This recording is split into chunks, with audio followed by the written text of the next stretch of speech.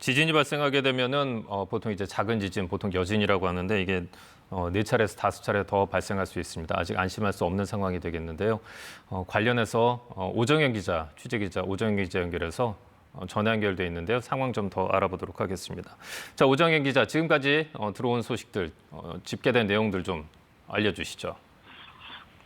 네, 전북 소방본부에 지진을 감지했다는 신고가 지금까지 15건 들어왔습니다. 취재진이 방송 연결 직전에 확인했을 때 다시 한번 말씀드리겠습니다.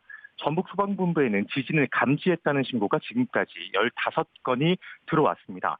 지진이 발생한 시각은 오늘 오후 7시 7분쯤입니다. 지진의 규모는 3.5로 우리나라에서 발생한 지진으로는 비교적 강한 지진입니다. 지진의 진앙은 전북 장수군 북쪽 17km 지역입니다.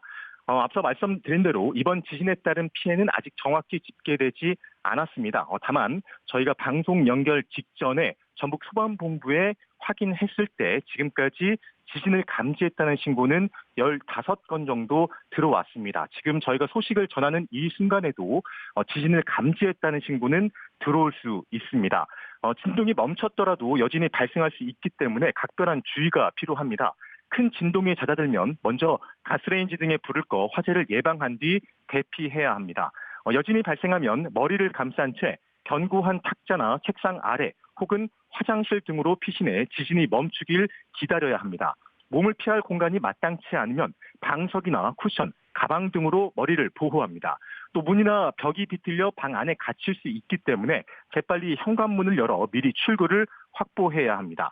대피할 때는 매몰 위험이 큰 지하 대피소보다는 넓은 공터나 공원이 안전합니다.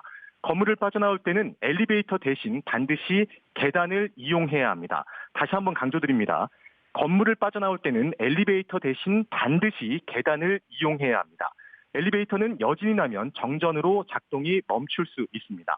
학교나 백화점, 병원, 극장과 같은 다중 이용시설에서는 혼란한 상황에서 대피하다가 더 큰 사고가 날 수 있기 때문에 침착하게 인솔자나 안전관리 담당자의 지시에 따르는 게 좋습니다.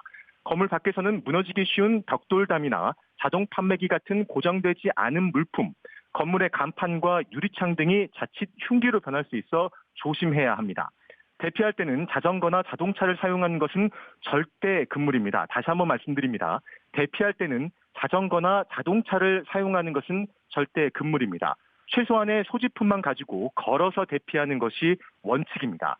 자동차나 버스 운행 중 여진이 발생하면 최대한 교차로를 피해 오른쪽으로 정차한 뒤 대피합니다.